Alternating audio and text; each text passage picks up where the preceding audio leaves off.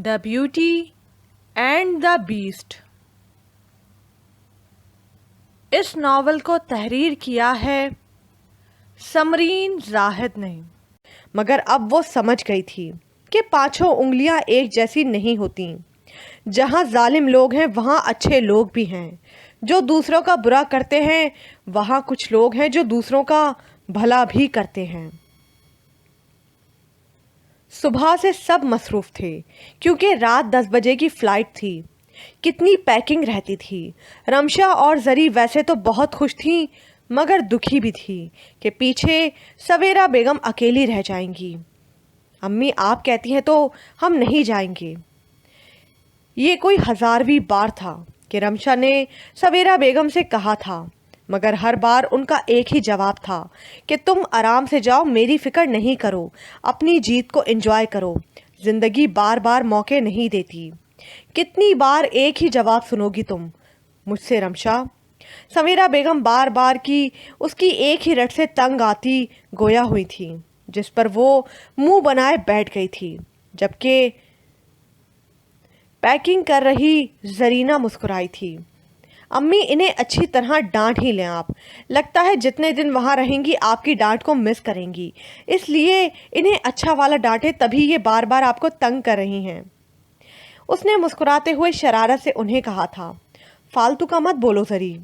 रमशा ने उसे घूरते हुए टोका था, जिस पर जरी ने कंधे उचकाए थे और पैकिंग जारी रखी थी। अम्मी मैं आपको बहुत मिस करूंगी, उसने सवेरा बेगम के गिर्द बाजुओं का घेरा बनाते हुए लाड से कहा था। मैं भी अपने दोनों बेटियों को बहुत मिस करूंगी। उन्होंने भी उसका माथा चूमते हुए मोहब्बत से कहा था, जिस पर जरी मुस्कुराई थी। अपिया जल्दी से पैकिंग करने में मदद करें मेरी, वरना आपकी आधी से ज़्यादा चीज़ें यही रह जाएंगी, फिर मुझे ना कहिएगा। जरी ने उसे आराम से बैठा देख कहा था, ऐसे कैसे रह जाएंगी? उसने फौरन उठते हुए कहा था, जिस पर सवेरा बेगम मुस्कुराई थी। वो दोनों उनकी मुस्कुराहट और जीने की वजह थी। उन दोनों के बगैर तो जैसे वो कुछ भी नहीं थी। उन दोनों की खातिर ही तो उन्होंने अपनी जवानी सफ़ेद जोड़े में निकाल दी। दूसरी शादी का सोचा तक नहीं कि कहीं सौतेला बाप उनको वो मोहब्बत देने से कासिर रह जाए, जैसी मोहब्बत सगा बाप अपने बच्चों को दे सकता है। मोहब्बत मोहब्बत होती है, मगर कहते हैं ना, खून की मोहब्बत की अलग ही बात है। जो एहसास और मोहब्बत एक खूनी रिश्ते को अपने खूनी रिश्ते से होती है, वैसी मोहब्बत शायद ही कोई दूसरा कर सके। और यहाँ तो मामला भी 2 बेटियों का था और मुमकिन था कि अगला इंसान कैसा भी हो सकता था, इसलिए उन्होंने रिस्क लेना मुनासिब ना समझा। मगर यहाँ तो वो अपनी 2 बेटियों को दूसरे मुल्क अकेला भेज रही थीं। उनके दिल में हज़ारों खदशे थे, मगर अल्लाह के सुपुर्द कर दिया था। उन्होंने अपनी बेटियों की इज्जत और जान को, और जो चीज़ें अल्लाह के सुपुर्द कर दी जाएं, उनकी हिफाजत करना अल्लाह का काम होता है, जो वो बाखूबी निभाता है। यहाँ बात बेटियों को दुनिया के मुकाबिल खड़ा करने की थी, और दुनिया का मुकाबला करने के लिए उनके अंदर सबसे पहले कॉन्फिडेंस होना चाहिए, क्योंकि यहाँ सबको अपनी जंग अकेले लड़नी होती है। सवेरा बेगम कब तक उनके साथ रह सकती थी? जब अल्लाह का हुक्म हुआ उन्हें तो उनके पास जाना था, इसलिए उन्होंने दिल पर पत्थर रखकर उन्हें भेजने का फैसला किया था। वो लोग इस वक्त उस काल कोठरी में मौजूद थे जहाँ वो कुछ दिन पहले आए थे। उनके हाथ में वो किताब थी जिसको पाने के लिए उन्होंने इतनी तगोदौ की थी। फरहान, हम ये किताब ले आए हैं। दाइम ने किताब फरहान के सामने करते हुए उसे देखकर कहा था, बहुत खूब दाइम, तुमने बहुत अच्छी तरह अपने काम को अंजाम दिया है। फरहान ने किताब को देखते हुए उसके काम को दाद देते हुए कहा था, क्या फरहान, तुम्हें हम 3 लोग नहीं दिख रहे क्या? इस काम को हमने भी किया है, मगर दाद तुम दाइम को ही देते हो। यासिर ने मुंह बनाते हुए कहा था, जिस पर फरहान का कहका उस काल कोठरी में गूंजा था। कितनी मुद्दत के बाद आज फरहान मुस्कुराया था। उस काल कोठरी में जल तरंग सी बिखर गई थी उसके कहकह से। तुम भी ना। अच्छा बताओ, पाकिस्तान किसने बनाया? पाकिस्तान का बानी कौन है? फरहान ने यासिर को देखते हुए पूछा था। कायदे आज़म, उसने फौरन जवाब दिया था। अब इतना मुश्किल सवाल भी ना था। अच्छा बताओ, भारत का बानी कौन है? उसने फिर से सवाल दागा था। उनके बानी गांधी जी हैं, फौरन जवाब आया था। काफ़ी ज़हीन हो, फरहान ने दाद दी थी। मगर ये तो वो बात हो गई, सवाल गंदुम जवाब चना। मतलब कोई सर पैर है तुम्हारी बातों का? मैंने कहा क्या, तुमने क्या जवाब दिया? यासिर को जब कुछ समझ ना आया तो बोल पड़ा, जिस पर दाइम और फरहान दोनों बेक वक्त मुस्कुराए थे। बस बात यही तो है, पाकिस्तान और हिंदुस्तान बनाने में अकेले कायदे आज़म और गांधी जी शामिल नहीं थे। उनके साथ सैकड़ों लोग थे जिन्होंने उनकी मदद की। उनके बगैर ये सब मुमकिन ना था। मगर क्रेडिट सबसे पहले उन दोनों को मिलता है। क्यों? क्योंकि उन दोनों ने अकल से काम लिया। काम करने वाले तो बहुत थे, मगर उन सबको यकजा करना, उन्हें सीधा रास्ता दिखाना, उनकी रहनुमाई फरमाना, ये काम उन दोनों ने किया था। लीडर वो थे अपने गिरोह के, तभी क्रेडिट उन्हें मिलता है। और यहाँ भी गिरोह तुम लोगों का था, मगर उन्हें लीड दाइम ने किया। और मुझे पता है, जब जब मुसीबत में फंसे होगे तुम लोग, तुम्हारी रहनुमाई इसी ने की होगी। की थी ना? फरहान कहते कहते उसे देखकर पूछने लगा था, जिस पर यासिर ने नजरें झुकाए सर को हाँ में हिलाया था, जो कि सच भी था। जब जब मुसीबत आई थी, दाइम ने अपनी अकल का इस्तेमाल करते हुए मुसीबत को मात दी थी। बस फिर इसीलिए इसे दाद दी थी मैंने पहले। मगर तुम लोगों का काम भी कोई आसान न था। तुम लोगों ने भी अपनी जान मुश्किल में डाली। उसके लिए मैं तुम सब का भी शुक्रगुजार हूँ। तुम लोग वाकई सच्चे दोस्त साबित हुए हो, फरहान ने मुस्कुराते हुए कहा था, जिस पर यासिर को अपनी अकल पर मातम करने का दिल चाहा था। वो कैसा बेतुका सवाल कर गया था जो उसे ही शर्मिंदा कर गया। वाकई इंसान की जुबान उसे सर उठाने और सर झुकाने पर मजबूर कर सकती है। खैर, अब तुम लोग ये किताब वैकेटन लाइब्रेरी में उस जगह पर रख आओ। उसने माहौल का असर ज़ाया करने और सबका ध्यान इस बात से हटाने के लिए कहा था। ठीक है, हम आज रात तक ये किताब वहाँ रख देंगे, दाइम ने फौरन जवाब दिया था। वो आ रही है आज रात, यहाँ रात की फ्लाइट है उसकी, फरहान ने मुस्कुराते हुए कहा था, जिस पर दाइम ने उसे चौंक कर देखा था। तुम्हें कैसे पता? उसने हैरानगी से पूछा था। क्योंकि तुम ये भूल रहे हो, फरहान हर लम्हे की खबर रखता है, और अब तो मेरी किताब मेरे पास आ गई है। कुछ ताकतें इससे मुझे मिल चुकी हैं, जिसमें एक ये है कि मैं आने वाले वक्त के बारे में जान सकता हूँ, फरहान ने मुस्कुराते हुए कहा था। वैसे एक बात बोलूं फरहान, दाइम ने उससे जैसे इजाज़त चाही थी। उसे ज़रूरत तो ना थी कि वो इजाज़त चाहे, क्योंकि दोस्ती काफ़ी गहरी थी, मगर फिर भी वो सवाल कर गया था। हाँ बोलो ना, फरहान ने मुस्कुराकर जवाब दिया था। उसके होठों से मुस्कुराहट लम्हे भर को भी जुदा नहीं हो रही थी। एक तो किताब मिलने की खुशी, दूसरी आज़ादी की, और तीसरी ताकत के ज़रिए उसके यहाँ आने का पता लगने की खुशी। बस वो तो जैसे आज इतना खुश था कि शायद ही कभी खुश हुआ हो।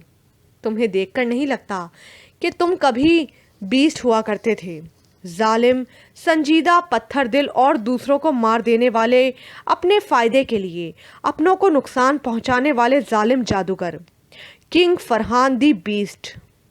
दाइम ने उसकी पुरानी ज़िंदगी को याद करते एक कपकपी लिए उसे कहा था।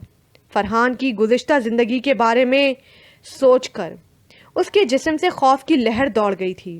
कितनी भयानक थी उसकी ज़िंदगी कि उसके जिगरी दोस्त तक उससे खौफ खाते थे। बस इंसान बदल जाता है जब गुमराही की चादर हटती है, तो अल्लाह ऐसे इंसान को ज़रूर भेजता है जो उसे उस खुदा तक पहुंचा दे। और मेरी ज़िंदगी में मेरी ब्यूटी आई थी, جس نے مجھے اصل زندگی سے روشناس کروایا، مگر وقت کی بے دردی تھی کہ اس نے مجھ سے میری بیوٹی چھین لی، مجھے اس زندان میں ڈلوا دیا۔ میری زندگی میں جو روشنی آنے لگی تھی وہ پھر سے اندھیروں کی نظر ہو گئی، میں پھر سے اکیلا ہو گیا، مگر اب نہیں، اب میں اپنی بیوٹی کو پا کر رہوں گا، اپنی زندگی کی نئی شروعات کروں گا، اس کہانی کا انجام کروں گا۔ اس نے ایک جذبے کے عالم میں کہا تھا۔ انشاءاللہ سب نے مسکرا کر دل سے کہا تھا۔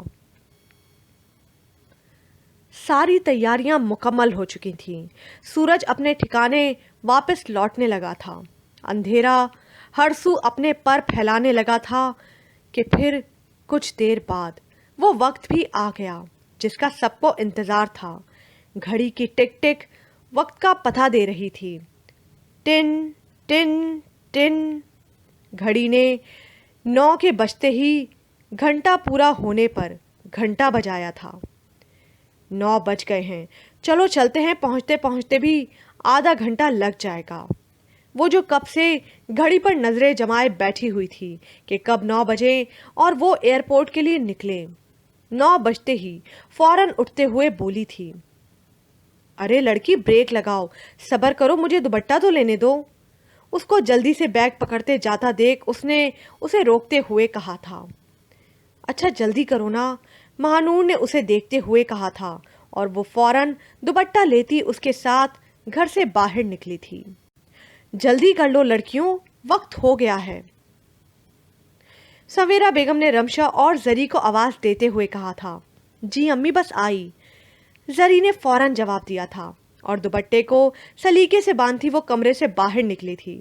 اس کی عادت تھی، وہ ہمیشہ حجاب میں رہا کرتی تھی، اور اب بھی حجاب کو خوبصورتی سے سر پر سجائے وہ بالکل تیار تھی۔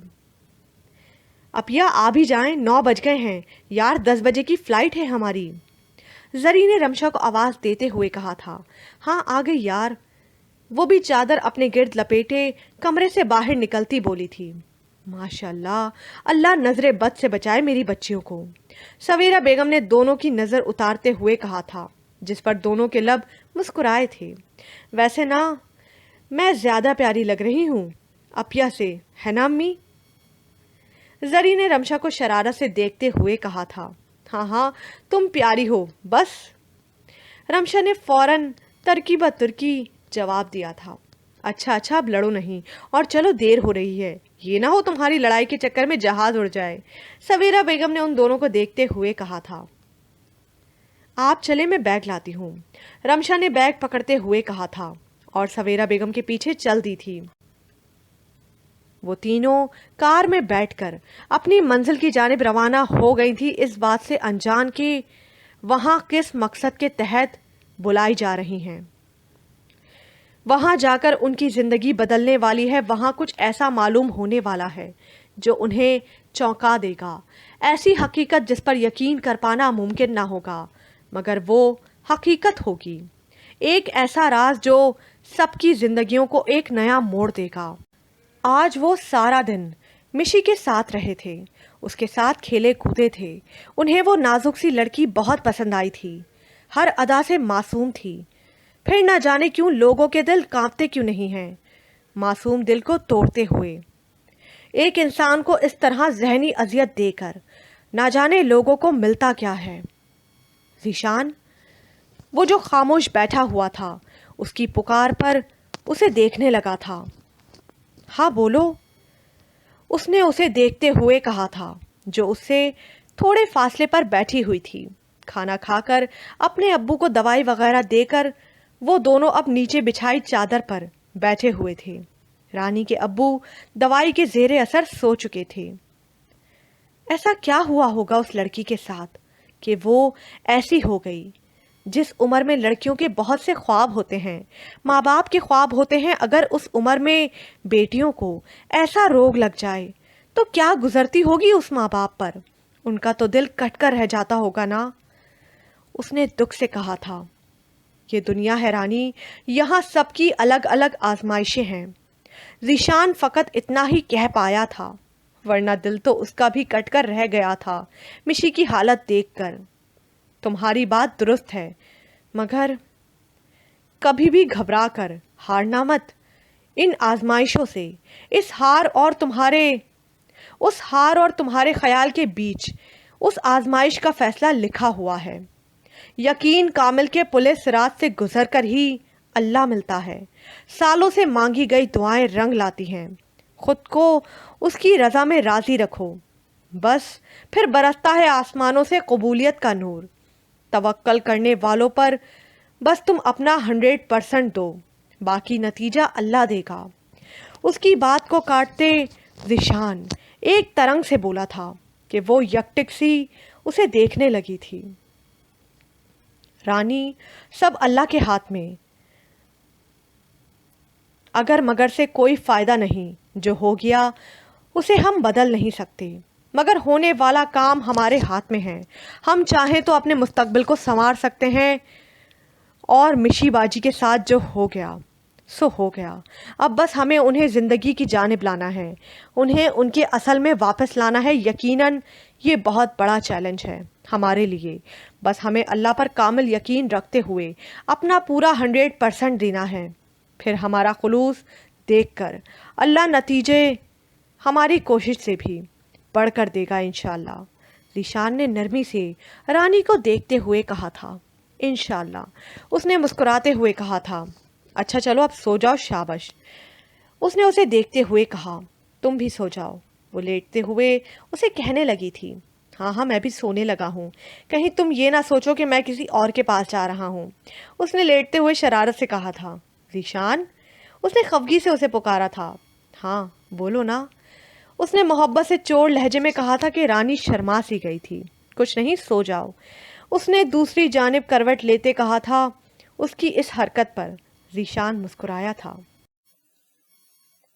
मुझे वो जख्म मत देना, दवा जिसकी मोहब्बत हो। मुझे वो ख्वाब मत देना, हकीकत जिसकी वहशत हो। मुझे वो दर्द मत देना कि जिसमें बस अजियत हो। मुझे वो नाम मत देना जिसे लेना कयामत हो। मुझे वो हिजर मत देना जो मानिंदे रफाकत हो। मुझे वो नींद मत देना जिसे उड़ने की आदत हो। मेरे बारे में जब सोचो तवज्जो खास रखना तुम। मुझे तुमसे मोहब्बत है, बस इसका पास रखना तुम। ये एक एहसास रखना तुम। वो अपनी खूबसूरत गंभीर आवाज में गुनगुनाया था। रानी के दिल की धड़कनें एकदम बढ़ी थीं। सो जाओ ज़ीशान, वो धड़कते दिल के साथ फ़कत इतना ही कह पाई थी। अच्छा सो रहा हूँ। वो उसकी हालत से महसूस होता आंखें बंद कर गया था, और रानी भी कब नींद की वादियों में उतरी उसे पता भी ना चला था। रात की तारीकी ने हर चीज़ को अपनी लपेट में ले रखा था।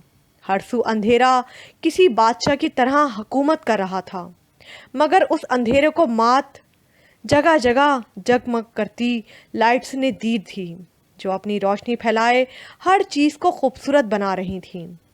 उन्होंने मुस्कुराते हुए एयरपोर्ट के अंदर कदम रखा था। जाओ रमशा, तुम पूछ कर आओ फ्लाइट कब टेक ऑफ होगी। सवेरा बेगम ने रमशा से कहा था, और ख़ुद वो जरी के साथ बेंच पर बैठी थीं। जी अच्छा, रमशा ने कहते ही किसी को ढूंढना चाहा था जिससे वो फ्लाइट का पूछ सकती थीं, क्योंकि एयरपोर्ट में वो पहली बार आई थीं। बहुत कंफ्यूज हो गई थी कि क्या करे क्या नहीं, कि अचानक सामने से आती दो लड़कियां उसे दिखी थीं। इनसे पूछती हूँ, उसने सोचते हुए खुद कलामी की और उनकी जानिब चल दी। Excuse me. अभी वो दोनों वहाँ से गुजरने ही वाली थीं कि रमशा ने उन्हें रोका था। जी, मुकाबिल से कहा गया था, क्या आप मुझे बता सकती हैं कि फ़्लाइट कब फ्लाई करेगी? उसने उन्हें देखते हुए पूछा था। आपने कहाँ जाना है? उसने जवाब देने के बजाय उल्टा सवाल किया था। रमशा हैरान हुई थी। जी वो यूरोप। उसने कुछ तौक़ुफ़ के बाद जवाब दिया था। ओह ग्रेट, मुझे भी यूरोप जाना है। My name is Mahnoor. And you? Mahnoor ने अपना तारुफ करवाते ही मुस्कुराकर उसके मुतालिक पूछा था। मेरा नाम रमशा है। रमशा ने भी अपना नाम बताया था। फ्लाइट तो 10 बजे फ्लाई करेगी, अभी भी 10 मिनट हैं। आओ तब तक बैठकर बातें कर लेते हैं। महानूर ने जवेरिया का हाथ पकड़े उसे भी साथ घसीटते हुए रमशा से कहा था, मैं अकेली नहीं हूँ, मेरी अम्मी और बहन भी हैं। उसे दूसरी जानिब जाता देख रमशा ने फौरन बताया था, ओ अच्छा, तो कोई बात नहीं, हम वहीं बैठ जाएंगे जहाँ तुम्हारी अम्मी और बहन हैं। अच्छा है ना, रास्ता भी आसानी से तय हो जाएगा और कोई परेशानी भी नहीं होगी, क्योंकि अपने मुल्क का बंदा अपना ही होता है। महानूर ने मुस्कुराते हुए रमशा से कहा था। वो इस कदर फ्रैंक हो गई थी उससे, जैसे बचपन की कोई पुरानी सहेली हो। ये तो उसकी नेचर थी कि वो आसानी से फ्रैंक हो जाती थी, और यहाँ तो उसके साथ जाने वाले लोग मिल रहे थे। उसे फिर भला वो कैसे उनके साथ फ्रैंक ना होती। अस्सलाम वालेकुम आंटी। उसने सवेरा बेगम के पास आते ही मुस्कुराते हुए सलाम किया था, जैसे ना जाने कब की शनासाई हो। वालेकुम अस्सलाम बेटा। सवेरा बेगम ने रमशा को एक नज़र देख सलाम का जवाब दिया था, जैसे उससे पूछ रही हूँ कि ये कौन है, मगर वो क्या बताती कि वो कौन है जब उसे खुद इल्म नहीं था।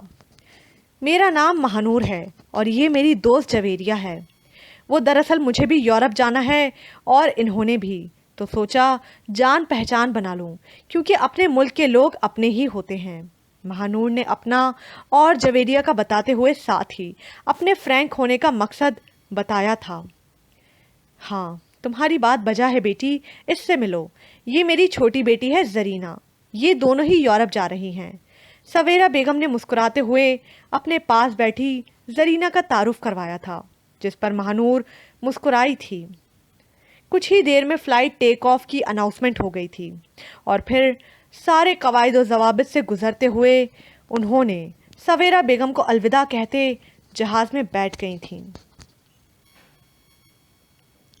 वैसे तुम यूरोप जा कहाँ रही हो? जहाज़ के फ्लाई करते ही कुछ देर की खामोशी के बाद खामोशी को तोड़ती महानूर ने रमशा से पूछा था। इत्तेफाक से उन तीनों की सीट भी एक साथ थी। ना जाने किस्मत का खेल था या महज इत्तेफाक, उससे तो वक्त ने पर्दा उठाना था। हमें स्कॉलरशिप मिली है, कंपटीशन में जीते थे तो इनाम में यूरोप जाने, वहाँ कुछ दिन स्टे करने और वहाँ की सबसे खूबसूरत और कदीम लाइब्रेरी वैकिटन लाइब्रेरी देखने का मौका मिला है। रमशा ने उसे तफसील बताई थी। Wow nice, you know what, मैं भी ख़ास उस लाइब्रेरी के लिए जा रही हूँ यूरोप। ना जाने कब उसे देखने वहाँ जाने की तमन्ना दिल में जागी, पता भी नहीं चला। अपने आप ही सब वसीले बनते गए और मैं यहाँ हूँ। महानूर ने भी हैरानगी और मुस्कुराहट लिए उसे बताया था। उसकी बात सुनकर जरी हैरत ज़दा हुई थी, क्योंकि कुछ ही दिन तो हुए थे उसे भी अजीब से धुंधले ख्वाब आते हुए।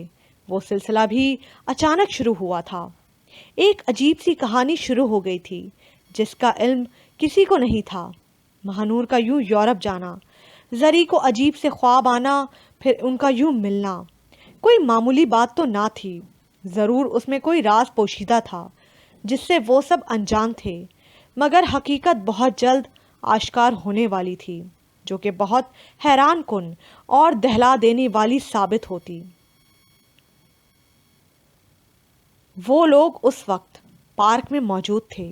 मिशी और रानी पार्क में हरी भरी घास पर बैठी खेल रही थीं, जबकि जीशान तजस्सुस भरी निगाह से उन दोनों को देख रहा था।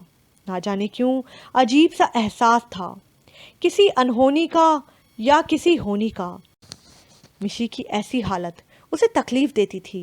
वो जब जब उस जवान लड़की को यूं बच्चों जैसी हरकतें करता देखता तो उसे बहुत दुख होता था। किस्मत ने बहुत बड़ा इम्तिहान लिया था उससे। भैया देखो ना, ये मुझे आइसक्रीम खाने से मना कर रही है। उसने कितने मान से उसके पास आते ही मुंह बिगाड़ते रानी की शिकायत लगाते हुए बोली थी। वो उसे देख मुस्कुराया था। पहली बार किसी ने उसे इतने मान से शिकायत की थी। रानी, क्यों मना कर रही हो यार? उसने रानी को देखते हुए पूछा था। ذیشان انکل نے کہا تھا کہ اسے ٹھنڈی چیزیں نہیں دینی، طبیعت کچھ خراب سی ہے، اس لیے منع کر رہی تھی ہیں، رانی نے وضاحت دیتے ہوئے کہا تھا، کیونکہ مشی کو پچھلے 1-2 دن سے ہلکا نزلہ زکام سا ہوا تھا۔ پلیز مجھے کھلا دو نا آئس کریم، میرا دل کر رہا ہے کھانے کا۔ اس نے ذیشان کو امید بھری نظروں سے دیکھتے ہوئے کہا تھا کہ وہ مان جائے گا۔ اچھا کھا لو، مگر گھر میں نہیں بتانا، اور اس کے بعد تم ضد نہیں کرو گی۔ ذیشان اس کی معصومیت اور مان سے کہنے پر مانتے ہوئے کہنے لگا تھا، ہاں پکا والا وعدہ، میں کسی کو بھی نہیں بتاؤں گی، مگر تم اسے آئس کریم لے کر نہیں دینا۔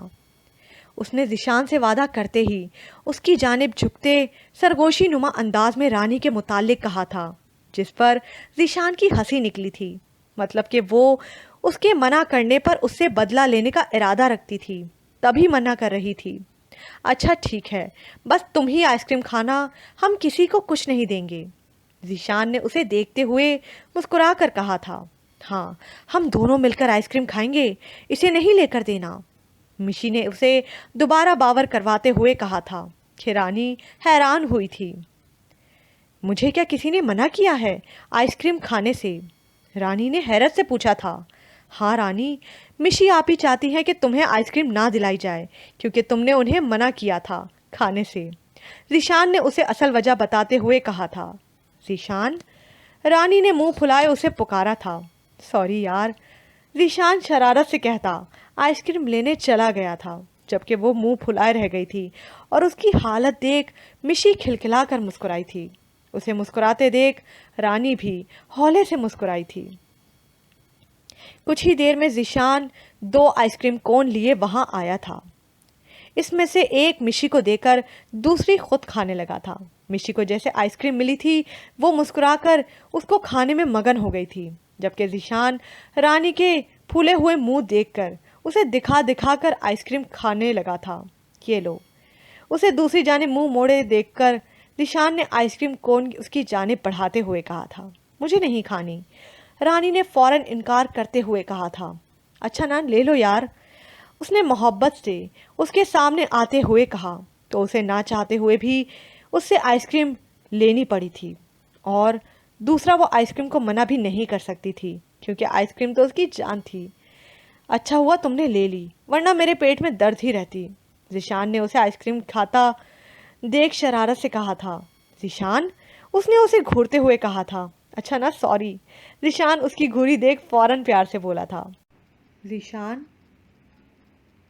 مشی آپ ہی ٹھیک کیسے ہوں گی، یا پھر یہ ٹھیک ہوں گی بھی یا نہیں؟ رانی نے مشی کو یوں بچوں کی طرح آئس کریم کھاتا دیکھ دکھ سے پوچھا تھا۔ کہتے ہیں محمود غزنوی کا دور تھا، ایک شخص کی طبیعت ناساز ہوئی تو وہ طبیب کے پاس گیا اور کہا کہ مجھے دوائی بنا کے دو۔ طبیب نے کہا کہ دوائی کے لیے جو چیزیں درکار ہیں سب ہیں سوائے شہد کے، تم اگر شہد کہیں سے لا دو تو میں دوائی تیار کیے دیتا ہوں۔ اتفاق سے موسم شہد کا نہیں تھا۔ اس شخص نے حکیم سے ایک ڈبہ لیا اور چلا گیا۔ لوگوں کے دروازے کھٹکھٹانے لگا، مگر ہر جگہ مایوسی ہوئی۔ جب مسئلہ حل نہ ہوا تو وہ محمود غزنوی کے دربار میں حاضر ہوا۔ کہتے ہیں وہاں ایاز نے دروازہ کھولا اور دستک دینے والے کی رودات سنی۔ اس نے وہ چھوٹی سی ڈبیا دی اور کہا کہ مجھے اس میں شہد چاہیے۔ ایاز نے کہا آپ تشریف رکھیے، میں بادشاہ سے پوچھ کے بتاتا ہوں۔ ایاز وہ ڈبیا لے کر بادشاہ کے سامنے حاضر ہوا اور عرض کی کہ بادشاہ سلامت، ایک سائل کو شہد کی ضرورت ہے۔ بادشاہ نے وہ ڈبیا لی اور سائیڈ میں رکھ دی۔ ایاز کو کہا کہ 3 بڑے ڈبے شہد کے اٹھا کے اس کو دے دیے جائیں۔ ایاز نے کہا حضور، اس کو تو تھوڑی سی چاہیے، آپ 3 ڈبے کیوں دے رہے ہیں؟ بادشاہ نے ایاز سے کہا، ایاز وہ مزدور آدمی ہے، اس نے اپنی حیثیت کے مطابق مانگا ہے، ہم بادشاہ ہیں، ہم اپنی حیثیت کے مطابق دیں گے۔ مولانا رومی فرماتے ہیں آپ اللہ پاک سے اپنی حیثیت کے مطابق مانگیں، وہ اپنی شان کے مطابق عطا کرے گا، شرط یہ ہے کہ مانگے تو صحیح۔ میں نے اللہ سے اپنی حیثیت کے مطابق مشی آپی کی متعلق دعا مانگی ہے، مجھے بھروسہ ہے وہ اپنی بادشاہت کے مطابق مجھے عطا کرے گا۔ میں نے بہن مانا ہے مشی آپی کو، اور اللہ کبھی بہنوں کے حق میں بھائیوں کی دعائیں رد نہیں کرتا۔ کوئی نہ کوئی وسیلہ، کوئی نہ کوئی راستہ ضرور مل جائے گا انشاءاللہ۔ ذیشان نے اسے ایک واقعے کے ذریعے اپنی بات سمجھائی تھی۔ انشاءاللہ مجھے بھی اس دن کا انتظار ہے، رانی نے بھی مسکرا کر امید سے کہا تھا، اور وہ دونوں پھر مشی کو لے کر گھر کی جانب روانہ ہوئے تھے۔ وہ چاروں اس وقت ویکیٹن لائبریری میں موجود تھے۔ رات کے پچھلے پہر وہ اس لیے یہاں آئے تھے تاکہ کسی کی نظروں میں آئے بغیر وہ اس کتاب کو اس کی جگہ پر رکھ دیں۔ دائم جلدی سے اس کتاب کو اس کی جگہ پر رکھ دو۔ اس مخصوص جگہ پر آتے ہی فہد نے دائم سے کہا تھا، جس کے ہاتھ میں وہ کتاب تھی۔ ہاں رکھتا ہوں، اس نے کہتے ہی فوراً اس کتاب کو اس جگہ پر رکھا تھا، اور یکایک وہاں روشنیاں پھیل گئی تھیں۔ اس کتاب کو اس جگہ پر رکھنے سے کتنا خوبصورت منظر ہے! یاسر کے منہ سے بے ساختہ نکلا تھا، کیونکہ رنگ اپنی جل ترنگ سے اس اندھیری لائبریری میں بکھر رہے تھے، اور پھر کچھ لمحوں بعد وہ رنگ اچانک غائب ہو گئے تھے۔ ایسے ہی روشنی نکلے گی جب وہ اس کتاب کو اٹھائے گی۔ بس کل کا انتظار ہے، یہ کتاب اسے اپنی جانب کھینچے گی، اور وہ نہ چاہتے ہوئے بھی یہاں آ جائے گی۔ دائم نے اس کتاب کو دیکھتے ہوئے کہا تھا، چلو اب چلتے ہیں۔ عاطف نے سب کو دیکھتے ہوئے کہا تھا، اور سب وہاں سے نکل گئے تھے۔ کاش کہ جس طرح آج فرحان کو اپنی محبت واپس مل رہی ہے، ویسے ہی مجھے بھی میری محبت مل پاتی، دائم نے کرب سے سوچتے ہوئے کہا تھا۔ اس کی محبت بھی تو چھینی گئی تھی اس سے، وہ بھی تو ترسا تھا اپنی محبت کے لیے، مگر فرق اتنا تھا کہ فرحان کو یقین تھا کہ اس کی محبت اسے ملے گی، جبکہ دائم اپنی محبت کو پانے کا یقین نہیں کر سکتا تھا، یا وہ کرنا نہیں چاہتا تھا۔ اگر میں زندگی میں تمہیں ایک چیز دے سکتا تو میں اپنی آنکھوں سے تمہیں تمہارا اپنا آپ دیکھنے کی صلاحیت دینا چاہوں گا، تبھی تمہیں احساس ہوگا کہ تم میرے لیے کتنی خاص ہو۔ مگر مجھ سے سب چھن گیا، جان تم دور ہو گئی مجھ سے، وقت نے جدا کر دیا ہمیں، اب شاید بس تمہاری یادوں کے سہارے باقی کی عمر ہی کاٹنے پڑے۔ وہ جیسے خواب سے نکل کر حقیقت میں آتا، اسے تصور میں لیے گویا ہوا تھا۔ کیسے وقت آزمائشوں میں ڈالتا ہے، اور پھر آزمائش بھی تو پسندیدہ چیزوں کو لے کر لی جاتی ہے تاکہ بندے کے ظرف اور اس کے صبر کا اندازہ لگایا جا سکے۔ وہ کتنا متقی ہے، کتنا شکر گزار ہے اپنے بندے کا، اور بے شک جو آزمائش سے شکر گزاری کر کر گزر گیا، اسے اس کے صبر سے دگنا انعام اللہ تعالیٰ دیتا ہے، کہ وہ انعام اس کی تمام تر تکلیفوں پر سبقت لے جاتا ہے۔ بندہ اپنی تکلیف کو بھلا دیتا ہے، صرف رضائے الہی کی خاطر۔ صبر کہنا بہت آسان ہے، مگر صبر کرنا بہت مشکل۔ اللہ نے یوں ہی تو نہیں صبر پر اتنا بڑا انعام رکھا ہے۔ صبر کرنے سے لے کر صبر آنے تک کا سفر بہت لمبا اور کٹھن ہوتا ہے۔ یہ بالکل الگ چیزیں ہیں، صبر کرنا اور صبر آ جانا۔ اس بیچ کے دورانیے میں انسان پل پل اذیت ناک موت مرتا ہے، ایسے جیسے بے شمار نشتر اس کے جسم میں اتار دیے جائیں اور اس نے وہ اپنے ہاتھ سے نکالنے ہوں۔ روح بھی زخمی ہو جاتی ہے۔ فلائٹ یورپ کی سرزمین میں لینڈ ہو چکی تھی۔ سب مسافر باری باری جہاز سے باہر اترنے لگے تھے۔ جب وہ تینوں بھی جہاز سے باہر نکلی تھیں، ان کے قدم رکھتے ہی فضا میں عجیب سی خوشبو پھیلی تھی۔ پرندوں نے ہر طرف اپنی خوبصورت آواز سے سر پھیلانے شروع کر دیے تھے۔ ہر سو ایک دل فریب سی سکونی کیفیت طاری ہو گئی تھی۔ ارے اٹھ جاؤ اب، آلسیوں کب تک سونا ہے؟ دائم کب سے انہیں اٹھا اٹھا کر تھک گیا تھا، مگر مجال تھی جو ان کے کان میں جوں تک بھی رینگی ہو۔ یار دائم، خدا کے لیے سونے دے ہمیں، کیونکہ ملک موت کی طرح صبح صبح ہمارے سر پر کھڑا ہو جاتا ہے۔ فہد نے اس کے بار بار اٹھانے پر مجبور ہوتے چڑھ کر کہا تھا، کیونکہ دائم ان کی نیند میں خلل پیدا کر رہا تھا، اور یقیناً یہ بات کسی بھی سونے والے انسان کو بری لگے گی کہ وہ اس کی نیند میں خلل پیدا کرے۔ کتنے سالوں سے سوتے رہے ہو، اب بھی سو رہے ہو، حد نہیں؟ حد ہے ویسے، اتنا سو کے کیا کرنا ہے؟ اٹھو، ہمیں اپنے کام پر جانا ہے، آج اس کام کو کرنا ہے، دائم نے انہیں یاد کرواتے ہوئے کہا تھا۔ یار وہ ابھی تک یہاں آئی بھی نہیں ہوگی، ہم اٹھ جاتے ہیں، بس آدھا گھنٹہ سونے دو، یاسر نے بھی کمبل منہ پر لیتے کہا تھا۔ دائم تعصب سے سر ہلاتا کمرے میں موجود کھڑکی کے پاس آیا تھا، جہاں سے باہر کا نظارہ دکھ رہا تھا۔ کھلا آسمان، اس پر چہچہاتے پرندے ہر سو اپنی خوبصورتی پھیلا رہے تھے۔ دائم اس وقت آدھا انسان آدھے جانور کے روپ میں تھا اور کھڑکی کے پاس کھڑا باہر خدا کی قدرت دیکھ رہا تھا کہ اچانک ایک عجیب سا احساس ہوا تھا۔ ایک عجیب سی خوشبو ہوا کے ذریعے اس کے نتنوں میں اتری تھی۔ آشفا؟ اس کے منہ سے بے ساختہ کسی صنف نازک کا نام اس قدر حیرت اور محبت سے نکلا تھا کہ اگر کوئی سن لیتا تو اس کو یقین کرنا مشکل ہو جاتا کہ دائم جیسا سخت مزاج مرد اس قدر محبت سے کسی کا نام بھی لے سکتا ہے۔ تم میرے آس پاس ہو، مجھے یہ احساس ہو رہا ہے۔ یہ میرا وہم تو نہیں؟ کہیں تم سچ میں تو نہیں آ گئیں، یا بس مجھے وہم ہوا ہے؟ مگر آج سے پہلے یہ احساس تو کبھی بھی ہوا نہیں، آج ہی کیوں؟